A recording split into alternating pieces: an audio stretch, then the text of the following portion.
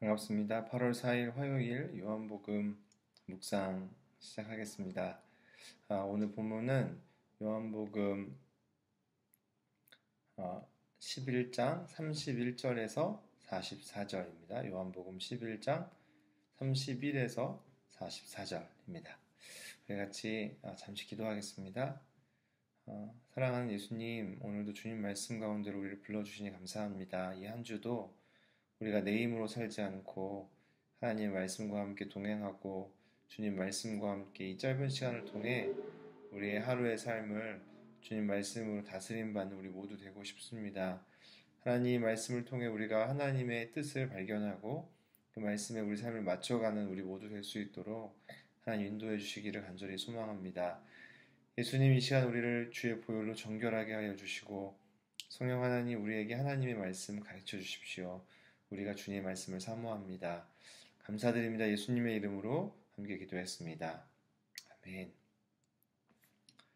네, 잠시 영상을 멈추고 오늘 본문인 요한복음 11장 31절에서 44절 죽은 나사로를 부르신 예수님의 내용인데요.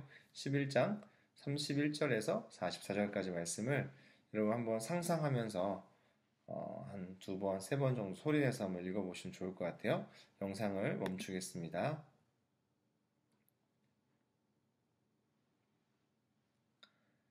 네, 다 읽어보셨죠? 내용은 어렵지가 않죠. 예수님, 그 죽은 나사로의 동생 마리아는 예수님이 오셨다는 소식을 듣고 이렇게 말합니다. 주께서 여기에 계셨더라면 오빠는 죽지 않았을 겁니다. 라고 말하죠. 여러분, 마리아의 이 고백 속에서 우리는 그녀가 가지고 있던 하고 싶었던 말, 예수님의 부재에 대한 느낌을 느낄 수가 있죠. 예수님이 이 자리에 없었기 때문에 그 문제가 생겼다는 거예요. 여러분, 이것은 유대인들의 출교, 그리고 저주, 그리고 이방 문화 속에서 힘들게 예수님을 믿는 신앙을 지켜왔던 요한복음을 처음 읽었던 원독자들이 느꼈던 것과 동일하죠. 그들은 고난과 힘든 상황 속에서 애타게 예수님의 이름을 불렀을 거예요. 도와주세요, 예수님. 제발 도와주세요. 여러분들 어떤 사람들의 기도는 응답되었지만 더 많은 사람들의 기도는 예수님이 침묵하셨어요. 이유는 알 수가 없죠. 그러나 오늘 본문을 보면 예수님의 계획은 사람의 생각과는 많이 달랐던 것 같아요. 예수님이 무덤에 있는 나사로를 부르시기 전에 하늘을 보며 말씀하시죠. 아버지께서 나를 보내셨다는 것을 그들로 믿게 하려는 것이요. 아버지께서 나를 보내셨다는 것을 그들로 믿게 해주세요. 라고 기도했습니다. 이것이 하나님의 뜻이었죠. 예수님의 뜻이었죠. 여러분, 우리는 예수님이 이 사건을 통해서 그 자리에 있었던 사람들에게 하고자 하셨던 일이 무엇인지, 그리고 또한 저자인 사도 요한이 믿음의 사람들에게 이 사건을 기록함을 통해서 말하고 싶어 하는 것이 무엇인지를 알 수 있습니다.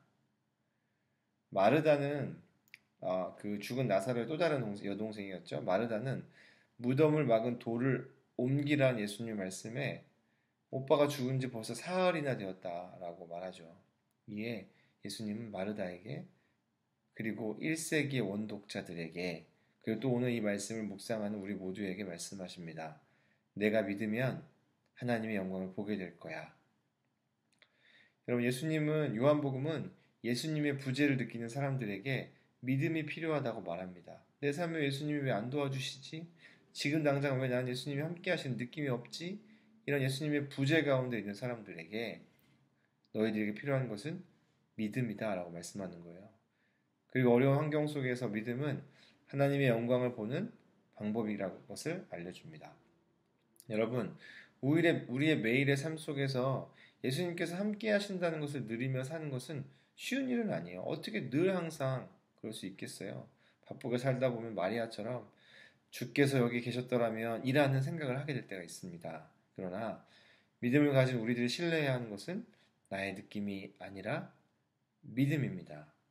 이 믿음을 가지고 살아갈 때 예수님이 하신 말씀처럼 우리는 하나님의 영광을 보게 될 것이에요.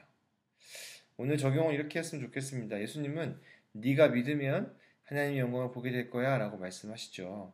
여러분, 오늘 내 삶 가운데서 우리가 하나님의 영광을 볼 수 있도록 우리가 믿음으로 해야 하는 행동은 무엇일까요? 내가 믿음을 선택해야 한 영역이 있나요? 내가 하나님을 향한 믿음을 지켜야 할 영역이 있다면 그것이 무엇인지 한번 기록해 보시고 실천해 보시면 좋겠습니다. 이것을 통해서 우리가 하나님의 영광을 보게 될 것이에요. 우리 모두 하나님의 영광 가운데 오늘 하루가 8월 4일 화요일이 충만하게 거하는 그 영광을 경험하는 모든 여러분 되시기를 간절히 소망합니다. 사랑하고 축복합니다.